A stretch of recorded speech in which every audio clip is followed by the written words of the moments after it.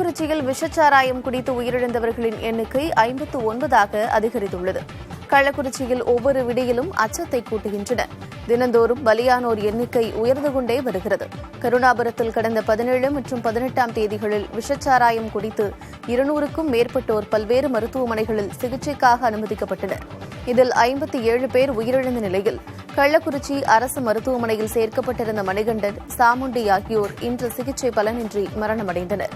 இதனிடையே கள்ளக்குறிச்சி, சேலம், விழுப்புரம், புதுச்சேரி மருத்துவமனைகளில் மொத்தம் 150க்கும் மேற்பட்டோர் சிகிச்சை பெற்று வருகின்றனர். இதில் 12 பேருக்கு கண் பார்வை முழுமையாக பறிபோய்விட்டது. இந்த வழக்கு தொடர்பாக 15 பேரை சிபிசிஐடி காவல்துறையினர் கைது செய்து விசாரித்து வருகின்றனர்.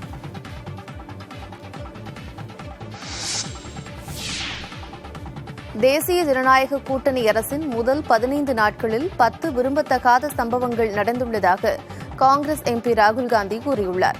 3வது முறையாக அமைந்துள்ள பிரதமர் மோடியின் அரசு குறித்து கருத்து தெரிவித்துள்ள ராகுல்காந்தி, கூட்டணி அரசின் முதல் 15 நாட்களில் 10 விரும்பத்தகாத சம்பவங்கள் நடந்துள்ளதாக சுட்டிக்காட்டியுள்ளார். அதில் ரயில் விபத்து, காஷ்மீரில் தீவிரவாத தாக்குதல், நீட் முறைகேடு, நீட் முதுகலை தேர்வு ரத்து, நெட் வினாத்தாள் கசிவு, தண்ணீர் தட்டுப்பாடு, வெப்ப அலையில் பாதுகாப்பு நடவடிக்கை எடுக்காததால் ஏற்படும் உயிரிழப்புகள் என்று பட்டியலிட்டுள்ளார். உளவியல் ரீதியாக நரேந்திர மோடி பின்னடைவில் இருப்பதாகவும் அரசாங்கத்தை காப்பாற்றுவதிலேயே மும்முரமாக இருப்பதாகவும் ராகுல்காந்தி சாடியுள்ளார். மோடி மற்றும் அவரது அரசாங்கம் அரசியலமைப்பு சட்டத்தின் மீது மேற்கொள்ளும் தாக்குதலை ஏற்க முடியாது என்றும் எந்த சூழ்நிலையிலும் அதற்கு அனுமதிக்க மாட்டோம் என்றும் ராகுல் தெரிவித்துள்ளார். இந்தியாவின் வலுவான எதிர்க்கட்சியாக, மக்களின் குரலாக முழங்குவோம் என்று கூறியுள்ள ராகுல்காந்தி, அது பிரதமரை தப்பிக்க விடாது என்றும் தெரிவித்துள்ளார்.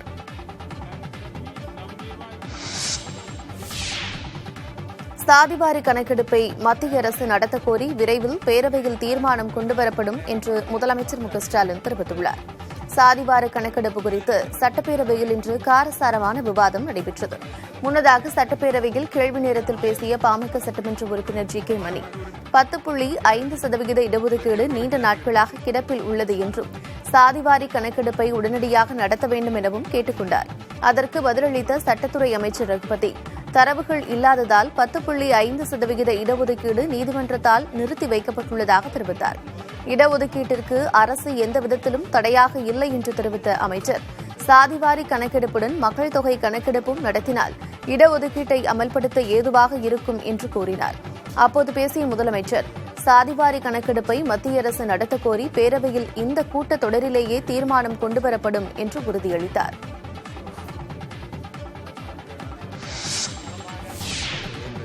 கல்வராயன் மலையை சுற்றுலா தலமாக தரம் உயர்த்துவது குறித்து முதலமைச்சரின் உத்தரவு பெற்று நடவடிக்கை மேற்கொள்ளப்படும் என்று அமைச்சர் ராமச்சந்திரன் தெரிவித்துள்ளார்.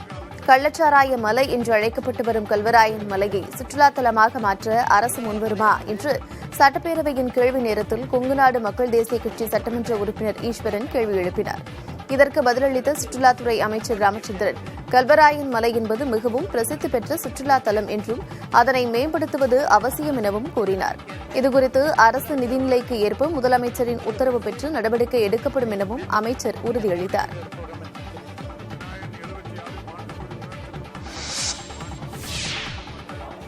தமிழகத்தில் தனியார் நிறுவனங்களின் பால் விலை குறைக்கப்படுவதாக அறிவிக்கப்பட்டுள்ள நிலையில் விலை குறைப்பு நாளை அமலுக்கு வருகிறது. தமிழகத்தில் பால், தயிர் விற்பனையில் கடந்த சில மாதங்களாகவே மந்தமான நிலை நீடித்து வருவதால் ஆவினுக்கும் தனியார் நிறுவனங்களுக்கும் இடையிலான விற்பனை விலையில் அதிக வித்தியாசம் இருந்து வருகிறது. இதனால் பெரும்பாலான தனியார் பால் நிறுவனங்களிடையே விற்பனை பெரிதும் பாதிக்கப்பட்டிருக்கிறது. இந்நிலையில் விற்பனை பாதிப்பிலிருந்து மீண்டு வர அதன் விலையை குறைக்கும் நடவடிக்கைகளில் தனியார் நிறுவனங்கள் ஈடுபட்டு வருகின்றன. அதன் ஒரு நடவடிக்கையாக 1 லிட்டர் பாலின் விலையில் ₹1 குறைக்கப்படுவதாக அறிவிக்கப்பட்டுள்ளது. இதன் மூலம் 66 ரூபாய்க்கு விற்பனையான 1 லிட்டர் பால் ₹65 விற்கப்படும் என்று தெரிவிக்கப்பட்டுள்ளது. இதேபோல அரை லிட்டர் தயிரின் விலையில் ₹1 குறைக்கப்பட்டுள்ளது. இந்த புதிய விலை குறைப்பு நாளை முதல் அமலுக்கு வரவுள்ளதாக தெரிவிக்கப்பட்டுள்ளது.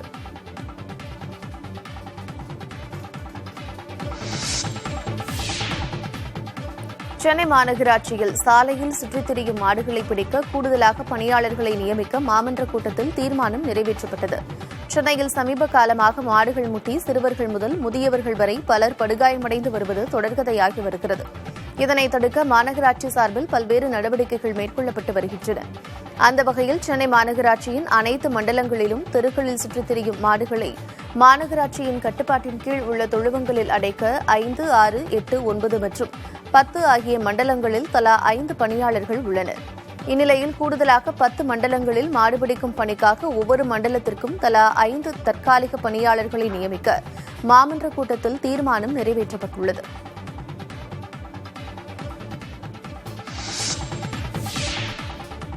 சென்னை மாநகராட்சியின் மாமன்ற கூட்டத்தில் ஓய்வு பெற்ற நீதியரசர் சந்துரு தமிழக அரசிடம் அளித்த அறிக்கையை கிழித்து எறிந்து பாஜக உறுப்பினர் வெளிநடப்பு செய்தார்.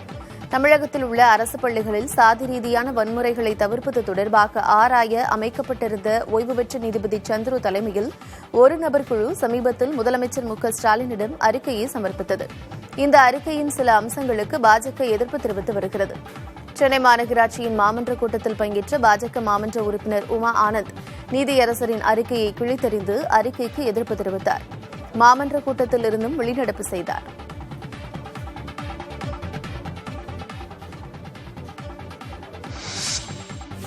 முதுநிலை நீட் தேர்வு தொடர்ந்து ஒத்திவைக்கப்படுவதால் இளநிலை மருத்துவர்கள் வெளிநாடுகளில் மேற்படிப்பை தொடர முனைப்பு காட்டுவதாக தகவல் வெளியாகியுள்ளது. காலை விரயம் அதிகரிப்பு, பணியில் சேருவதில் ஏற்படும் தாமதம், குடும்பத்தில் முக்கிய முடிவுகள் எடுப்பதில் குழப்பம் உள்ளிட்ட காரணிகளால் இளநிலை மருத்துவர்கள் தங்கள் மேற்படிப்பை வெளிநாடுகளில் தொடங்குவதற்கு விரும்புவதாக தகவல்கள் வெளியாகியுள்ளன. நடப்பாண்டுக்கான முதுநிலை நீட் தேர்வு 3 முறை ஒத்திவைக்கப்பட்டுள்ளது. மார்ச் மாதம் நடத்தப்பட வேண்டிய தேர்வு தற்போது வரை நடத்தப்படாததால் விரக்தியடைந்துள்ள இளநிலை மருத்துவர்கள் வெளிநாடுகளில் படிப்பை தொடர விண்ணப்பித்து வருவதாக தகவல் வெளியாகியுள்ளது. முதியவரை தள்ளிவிட்ட விவகாரத்தில் நடிகர் நாகார்ஜுனா மன்னிப்பு கேட்டுள்ளார். நடிகர் தனுஷின் குபேரா திரைப்படத்தில் நாகார்ஜுனா முக்கிய கதாபாத்திரத்தில் நடித்து வருகிறார். படப்பிடிப்புக்காக ஹைதராபாத் விமான நிலையத்திற்கு தனுஷ், நாகார்ஜுனா ஆகியோர் சென்றனர். அப்போது முதியவர் ஒருவர் நாகார்ஜுனாவை தொட்டு பேச முயன்றார். உடனடியாக இதை தடுத்த பாதுகாவலர் அந்த முதியவரை கீழே தள்ளினார். இது தொடர்பான வீடியோ இணையத்தில் வைரலானது. நாகார்ஜுனாவின் அலட்சியம் குறித்தும் விமர்சனங்கள் எழுந்தன.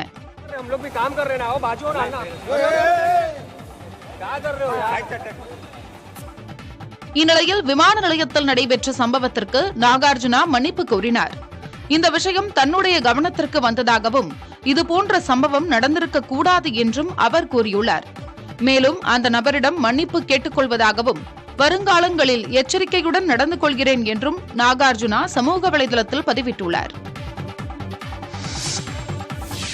பிரம்மாண்டமாக உருவாகியிருக்கும் கல்கி 2898 AD திரைப்படத்திற்கு டிக்கெட் விலையை உயர்த்த தெலுங்கானா அரசு அனுமதி அளித்திருப்பது ரசிகர்களிடையே அதிருப்தியை ஏற்படுத்தியுள்ளது.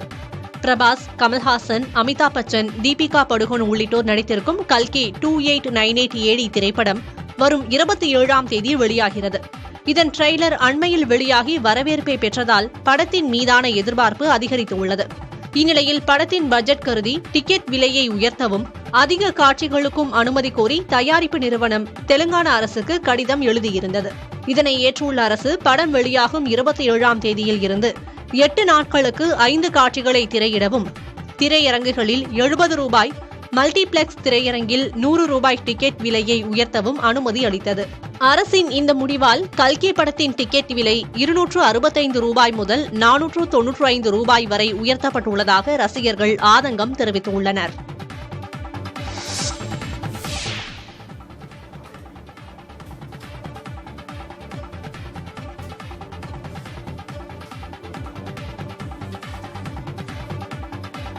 மதுரை விமான நிலையத்திற்கு சென்ற நடிகர் விக்ரமுடன் ஊழியர்கள், தூய்மை பணியாளர்கள் ஆகியோர் செல்ஃபி எடுத்துக் கொண்டனர். தங்கலானை தொடர்ந்து விக்ரம் அடுத்ததாக சித்தாப்பட இயக்குநர் அருண்குமாருடன் இணைந்துள்ளார். இந்த படத்திற்கு வீர தீர சூரன் என்று பெயர் வைக்கப்பட்டுள்ளது. இதில் S.J. சூர்யா, துஷாரா விஜயன் உள்ளிட்டோர் நடிக்கின்றனர். முதலில் படத்தின் 2ஆம் பாகம் எடுக்கப்பட்டு வரும் நிலையில் அதன் ஷூட்டிங்கிற்காக சென்னையிலிருந்து மதுரை விமான நிலையத்திற்கு விக்ரம் வந்தடைந்தார். அவரை கண்டதும் உற்சாகமடைந்த விமான நிலைய ஊழியர்கள், தூய்மை பணியாளர்கள் உள்ளிட்டோர் நடிகருடன் புகைப்படம் எடுத்துக் கொண்டனர். இந்த காட்சி இணையத்தில் பகிரப்பட்டு வருகிறது.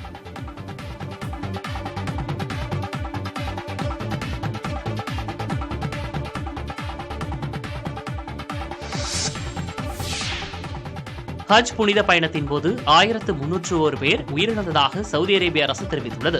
இஸ்லாமியர்களின் 50 கடமைகளில் ஒன்றான ஹஜ் பயணம் கடந்த வாரம் நிறைவுற்றது. இதில் உலகம் முழுவதிலும் இருந்து லட்சக்கணக்கான இஸ்லாமியர்கள் கலந்து கொண்டனர். ஹஜ் பயணத்தின் போது மெக்காவில் 125 டிகிரி ஃபாரன்ஹீட் அளவுக்கு வெப்பம் கொளுத்தியது. இந்த நிலையில் வெயிலின் கொடுமையால் 1301 பேர் உயிரிழந்துள்ளதாக கூறி அரேபிய அரசு அதிகாரப்பூர்வமாக தெரிவித்துள்ளது. இதில் பெரும்பான்மையானோர் வயது முதிர்ந்தவர்கள், இணை நோய் பாதிப்பு உள்ளவர்கள் என்றும் விளக்கம் அளிக்கப்பட்டுள்ளது. மேலும் 83% பேர் உரிய அனுமதியின்றி யாத்திரை மேற்கொண்டதாகவும் அந்நாட்டு அரசு தெரிவித்துள்ளது. ஹஜ் யாத்திரையின் போது இறந்தவர்களில் 100க்கும் மேற்பட்டோர் இந்தியாவைச் சேர்ந்தவர்கள் என்பது குறிப்பிடத்தக்கது. ஹரியானா மாநிலத்தில் அரசு வேலைகளில் இதர பிற்படுத்தப்பட்டோருக்கான இடஒதுக்கீடு உயர்த்தப்பட்டுள்ளது. ஹரியானா சட்டப்பேரவைக்கு இன்னும் சில மாதங்களில் தேர்தல் நடைபெற இருக்கும் நிலையில் பிற்படுத்தப்பட்டோருக்கான முக்கிய அறிவிப்புகளை பாஜக அரசு அறிவித்துள்ளது. அதன்படி குரூப் ஏ மற்றும் குரூப் பி அரசு பணியிடங்களில் பிற்படுத்தப்பட்டோருக்கான இடஒதுக்கீடு 15%லிருந்து 27% உயர்த்தப்பட்டுள்ளது. இதேபோன்று பிற்படுத்தப்பட்டோருக்கான கிரிமிலேயர் உச்சவரம்பும் ஆண்டுக்கு 8 லட்சம் ரூபாயாக உயர்த்தப்பட்டிருப்பதாக முதலமைச்சர் நாயப் சிங் சைனி தெரிவித்துள்ளார். சபாநாயகர் அப்பாவுக்கு எதிராக அதிமுக நிர்வாகி தாக்கல் செய்த அவதூறு வழக்கை விசாரணைக்கு எடுக்கும்படி சென்னை முதன்மை அமர்வு நீதிமன்றத்துக்கு சென்னை உயர்நீதிமன்றம் உத்தரவிட்டுள்ளது. சென்னையில் கடந்த ஆண்டு நடந்த புத்தக வெளியீட்டு விழாவில் பேசிய சபாநாயகர் அப்பாவு, ஜெயலலிதா மறைவுக்கு பிறகு 40 அதிமுக எம்எல்ஏக்கள் திமுகவில் இணைய தயாராக இருந்ததாகவும் அதை ஏற்க திமுக தலைவர் ஸ்டாலின் மறுத்துவிட்டதாகவும் கூறியிருந்தார். இந்த பேச்சுக்கு எதிராக அதிமுக வழக்கறிஞர் அணி இணைச் செயலாளர் பாபு முருகவேல் சென்னை முதன்மை அமர்வு நீதிமன்றத்தில் அவதூறு வழக்கு தாக்கல் செய்தார். வழக்கு விசாரணைக்கு எடுக்கப்படாததை அடுத்து சென்னை உயர்நீதிமன்றத்தில் மனு தாக்கல் செய்தார். இந்த மனுவை விசாரித்த நீதிபதி ஜெயச்சந்திரன் பாபு முருகவேலின் வழக்கை விசாரணைக்கு எடுத்துக்கொண்டு சட்டப்படி நடவடிக்கையை தொடரும்படி சென்னை முதன்மை அமர்வு நீதிமன்றத்திற்கு உத்தரவிட்டுள்ளார். கீழடி 10ஆம் கட்ட அகழாய்வில் கண்ணாடி மணிகள், வட்டச்சில்லுகள் கண்டறியப்பட்டுள்ளன. சிவகங்கை மாவட்டம் கீழடியில் தமிழக தொல்லியல் துறை சார்பில் அகழாய்வு பணிகள் தொடர்ச்சியாக நடத்தப்பட்டு வருகின்றன. இதில் 9ஆம் கட்ட அகழாய்வில் 25,000க்கும் மேற்பட்ட பழமையான பொருட்கள் கிடைத்தன. தொடர்ந்து 10ஆம் கட்ட அகழாய்வு பணிகளை முதலமைச்சர் மு க ஸ்டாலின் கடந்த 18ஆம் தேதி காணொலி வாயிலாக தொடங்கி வைத்தார். இதையடுத்து அங்கு 14 குழிகள் வெட்டப்பட்டு பணிகள் நடைபெற்றன. இதில் 27 சிவப்பு மற்றும் பச்சை நிறத்திலான கண்ணாடி மணிகள், வட்டச்சில்லுகள் கண்டறியப்பட்டுள்ளன. அகழாய்வு பணிகள் தொடங்கிய சில நாட்களிலேயே பழமையான பொருட்கள் கண்டறியப்பட்டிருப்பது தொல்லியல் ஆர்வலர்களை உற்சாகமடைய செய்துள்ளது.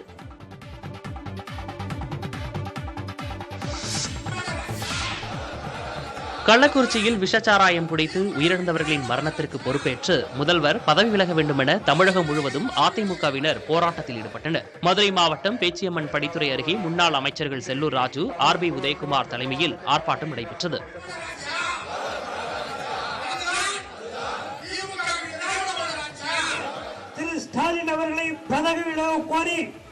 திண்டுக்கல் மாவட்டம் மணிக்கூண்டு பகுதியில் முன்னாள் அமைச்சர்கள் சீனிவாசன், நத்தம் விஸ்வநாதன் ஆகியோர் முதல்வர் பதவி விலக கோரி ரிசைன் ஸ்டாலின் என்ற வாசகம் அடங்கிய பதாகைகளை கையில் ஏந்தி ஆர்ப்பாட்டத்தில் ஈடுபட்டனர்.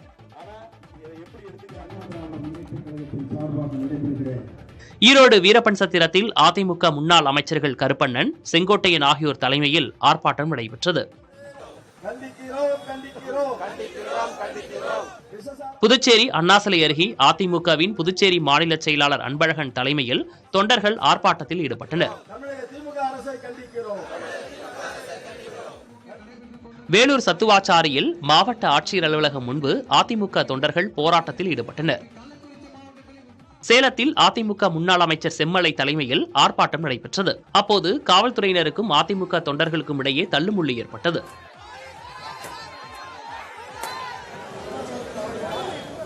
இதேபோல் காஞ்சிபுரம், செங்கல்பட்டு, தூத்துக்குடி, திருவண்ணாமலை உள்ளிட்ட பல்வேறு மாவட்டங்களில் ஆர்ப்பாட்டம் நடைபெற்றது.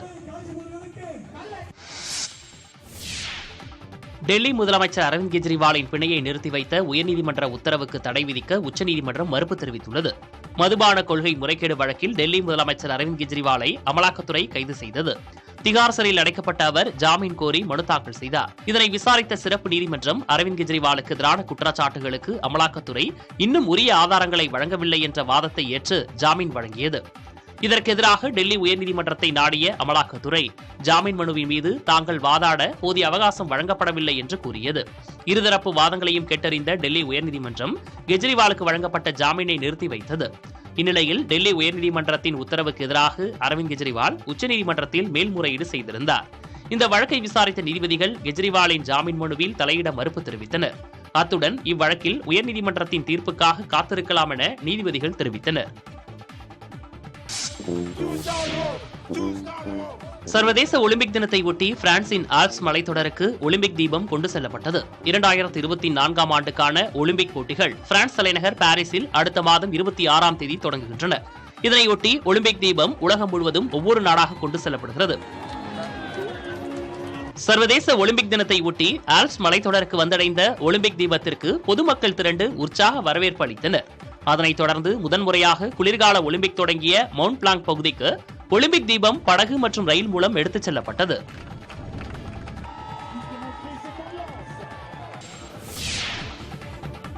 தமிழ்நாட்டில் குலதெய்வ வழிபாட்டை தடை செய்ய வேண்டும் என்று ஆளுநர் கூறியதாக பரவிய செய்தி முற்றிலும் போலியானது என்று ஆளுநர் மாளிகை விளக்கமளித்திருக்கிறது.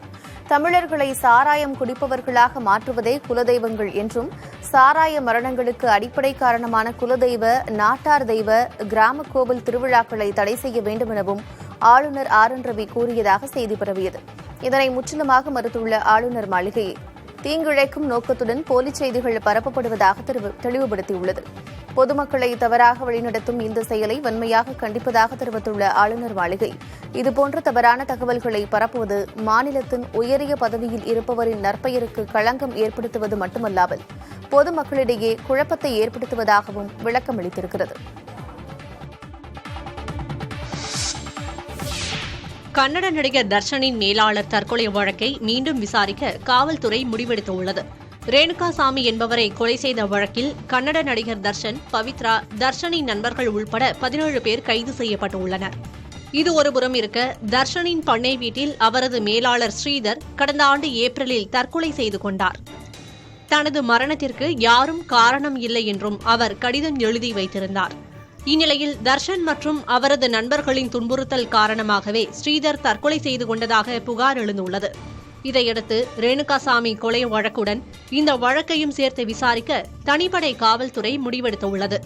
இதனிடையே தர்ஷனின் முன்னாள் மேலாளர் மல்லிகார்ஜுன் 2018ஆம் ஆண்டு காணாமல் போனதாக கூறப்படும் நிலையில் அது பற்றியும் விசாரிக்க அவரது குடும்பத்தினர் வலியுறுத்தியுள்ளனர்.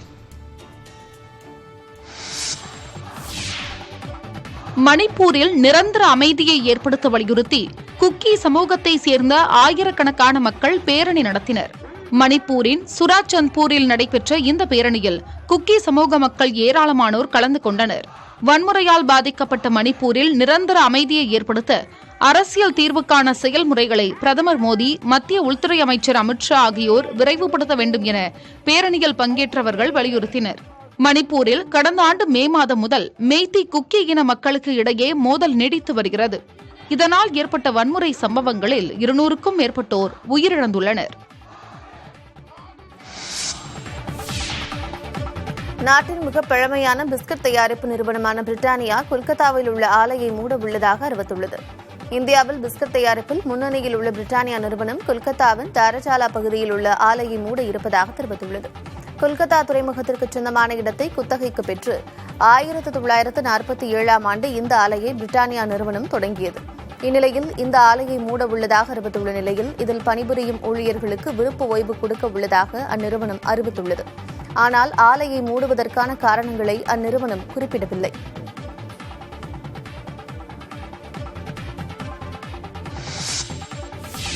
திரைப்பட இயக்குநர் பாண்டியராஜ் குளத்தின் நிலத்தை ஆக்கிரமித்திருப்பதாக புதுக்கோட்டை மாவட்ட ஆட்சியரிடம் புகார் அளிக்கப்பட்டுள்ளது.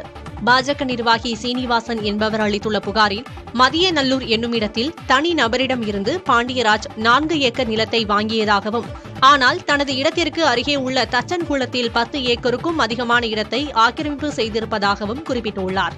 இதனால் கிராம மக்கள் பாதிக்கப்பட்டுள்ளதாக கூறியிருக்கும் அவர் இந்த விவகாரத்தில் மாவட்ட ஆட்சியர் நடவடிக்கை எடுக்க வேண்டும் என வலியுறுத்தியுள்ளார். புதுக்கோட்டை மாவட்டத்தில் மதியநல்லூர் என்ற கிராமத்தில் பாண்டியராஜன் இன்னொருத்தர் இடம் வாங்கியிருக்காரு. 4 ஏக்கரோ 5 ஏக்கரோ வாங்கியிருக்காரு. அந்த இடத்துக்கு பக்கத்தில் தச்சன் குளம் சொல்லி மக்கள் பயன்பாட்டில் இருந்த குளம் 10 ஏக்கர் மேலே இருக்குங்க. நானும் போய் பார்த்துருக்கேன். அதை அந்த இடத்த ஆக்கிரமிப்பு பண்ண எப்படின்னா இந்த முள்ளுவெளி போட்டிருப்போம், முள்ளு வெட்டி போட்டு 10 வருஷம் கழிச்சு ஆக்கிரமிப்பு பண்ணுவாங்க. ஆனால் இவர் என்ன பண்ணிக்கார் அப்படின்னா கல்லுக்கல் ஊனி கம்பி வெளியே போட்டிருக்காரு. நீலகிரி மாவட்டம் கூடலூர் அருகே பகல் நேரத்தில் ஊருக்குள் ஒற்றை யானை வந்ததால் ஆத்திரமடைந்த பொதுமக்கள் வனத்துறை அலுவலகத்தை முற்றுகையிட முயன்றதால் பரபரப்பு ஏற்பட்டது. புத்தூர் வயல் குடியிருப்பு பகுதியில் அண்மையில் ஒற்றை யானை தென்பட்டது. ஏற்கனவே காட்டு யானைகள் நடமாட்டத்தால் பீதியில் இருந்த மக்கள் குடியிருப்புகளை ஒட்டி யானை நடந்து சென்றதால் கோபமடைந்தனர்.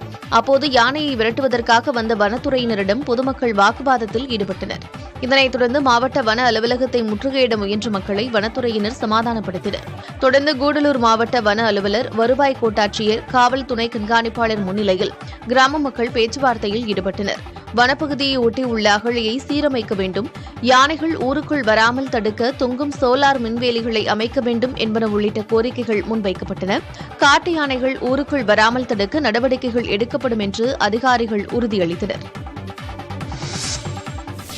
லெஜண்ட் சரவணன், இயக்குநர் துரை செந்தில்குமார் இணைந்திருக்கும் திரைப்படத்தின் ஷூட்டிங் தொடர்பான புகைப்படங்கள் ரசிகர்களின் கவனத்தை ஈர்த்துள்ளது.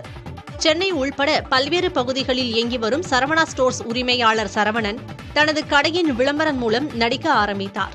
தொடர்ந்து ஜேடி ஜெரி இயக்கத்தில் தி லெஜண்ட் படத்தில் நடித்து வெள்ளித்திரைக்கு அவர் பயணமானார்.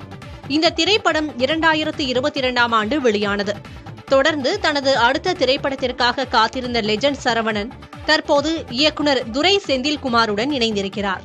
இது தொடர்பாக படப்பிடிப்பு தளத்தில் எடுக்கப்பட்ட புகைப்படங்களை அவர் இணையத்தில் பகிர அது ரசிகர்களின் கவனத்தை ஈர்த்துள்ளது. எதிர்நீச்சல், காக்கி சட்டை, கொடி, சமீபத்தில் வெளியாகி பெரும் வெற்றி பெற்ற கருடன் ஆகிய திரைப்படங்களை துரை செந்தில்குமார் இயக்கியிருப்பது குறிப்பிடத்தக்கது. கூழாங்கல் பட இயக்குநர் BS வினோத்ராஜின் இயக்கத்தில் உருவாகியுள்ளது கொட்டுக்காளி திரைப்படம். நடிகர் சிவகார்த்திகேயன் தயாரிப்பில் உருவாகியுள்ள இந்த படத்தில் சூரி கதாநாயகனாக நடித்துள்ளார். இத்திரைப்படம் வெளியாவதற்கு முன்னரே டிரான்சில்வேனியாவில் நடந்து வரும் 63வது சர்வதேச திரைப்பட விழாவில் விருதை வென்று அசத்தியுள்ளது. இந்த விருது விழாவில் கொட்டுக்காளி படத்தின் இயக்குநர் BS வினோத்ராஜ் மற்றும் நடிகை அன்னாபென் ஆகியோர் கலந்து கொண்டனர்.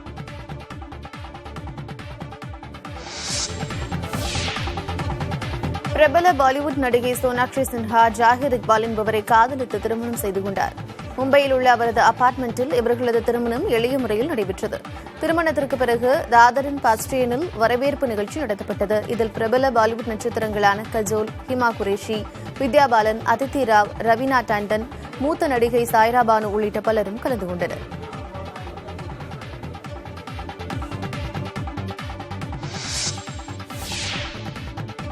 பிரேசிலில் கருக்கலைப்பை தண்டனைக்குரிய குற்றமாக்க வழிவகை செய்யும் மசோதாவுக்கு எதிர்ப்பு தெரிவித்து பெண்கள் போராட்டத்தில் ஈடுபட்டனர். பிரேசிலில் பாலியல் வன்கொடுமையால் கருவுற்றவர்கள், கருவில் குறைபாடு உள்ளவர்களுக்கு மட்டுமே கருக்கலைப்பு செய்ய சட்டத்தில் இடம் உண்டு. தற்போது கொண்டுவரப்பட்ட புதிய மசோதாவில் பாலியல் வன்கொடுமையால் பாதிக்கப்பட்டு கருவுற்ற பெண்கள் 22 வாரங்களுக்கு பிறகு கருக்கலைப்பு செய்தால் அது கொலைக்கு நிகராக கருதப்படும் என தெரிவிக்கப்பட்டுள்ளது. மேலும் கருக்கலைப்பு செய்யும் பெண்ணுக்கு 20 ஆண்டுகள் வரை சிறை தண்டனையும் வழங்க இம்மசோதா வழிவகை செய்கிறது. இதனை கண்டித்து ரியோ டி ஜெனிரோவில் உள்ள கடற்கரையில் பெண்கள் போராட்டத்தில் ஈடுபட்டனர். பிரேசிலில் பாலியல் குற்றவாளிகளுக்கு வழங்கப்படும் தண்டனையை விட பாதிக்கப்பட்ட பெண்களுக்கே அதிக தண்டனை வழங்கப்படுவதாக போராட்டக்காரர்கள் குற்றஞ்சாட்டினர்.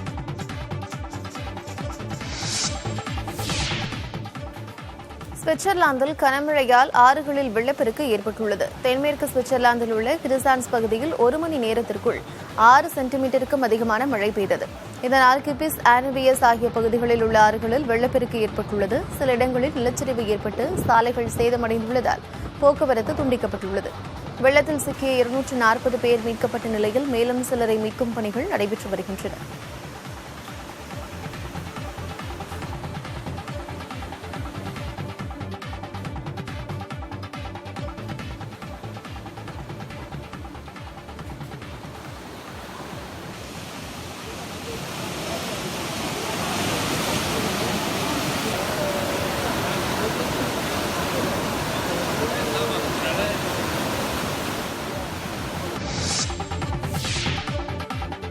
T20 உலகக்கோப்பையில் ஆஸ்திரேலியாவுக்கு எதிரான போட்டியில் இந்திய அணி ரன் மழை பொழிந்து வருகிறது. அரையிறுதிக்கு முன்னேறும் முக்கியமான இந்த ஆட்டத்தில் டாஸ் வென்ற ஆஸ்திரேலியா பந்துவீச்சை தேர்வு செய்தது. அதன்படி முதலில் களமிறங்கிய இந்திய அணி அதிரடி ஆட்டத்தை வெளிப்படுத்தி வருகிறது. விராட் கோலி ரன் ஏதுமின்றி ஆட்டமிழந்த நிலையில் எதிர்புறம் கேப்டன் ரோஹித் சர்மா சிக்சர்களை பறக்கவிட்டார். 41 பந்துகளில் 92 ரன்கள் குவித்த நிலையில் அவர் ஆட்டமிழந்தார். 9 ஓவர்களிலேயே 100 ரன்களை கடந்த இந்திய அணி சிறப்பாக விளையாடி வருகிறது. புதுக்கோட்டையில் டாஸ்மாக் கடையை முற்றுகையிட முயன்ற விடுதலை சிறுத்தைகள் கட்சியினரை காவல்துறையினர் தடுத்து நிறுத்தியதால் இரு தரப்பினரிடையே தள்ளுமுள்ளு ஏற்பட்டது. புதிய பேருந்து நிலையம் முன்பு பொதுமக்களுக்கு இடையூறாக உள்ள டாஸ்மாக் கடைகளை அகற்ற வலியுறுத்தியும் கள்ளக்குறிச்சி கள்ளச்சாராய சம்பவத்திற்கு எதிர்ப்பு தெரிவித்தும் விடுதலை சிறுத்தைகள் கட்சி சார்பில் போராட்டம் நடைபெற்றது. அப்போது மாவட்ட செயலாளர் இளமதி தலைமையில் விடுதலை சிறுத்தைகள் கட்சியினர் டாஸ்மாக் கடையை முற்றுகையிட முயன்றனர். அவர்களை காவல்துறையினர் தடுத்து நிறுத்தியதை அடுத்து இரு தரப்பினருக்கும் இடையே தள்ளுமுள்ளு மற்றும் வாக்குவாதம் ஏற்பட்டது. பின்னர் காவல்துறையினர் நடத்திய பேச்சுவார்த்தையை அடுத்து போராட்டக்காரர்கள் கலைந்து சென்றனர்.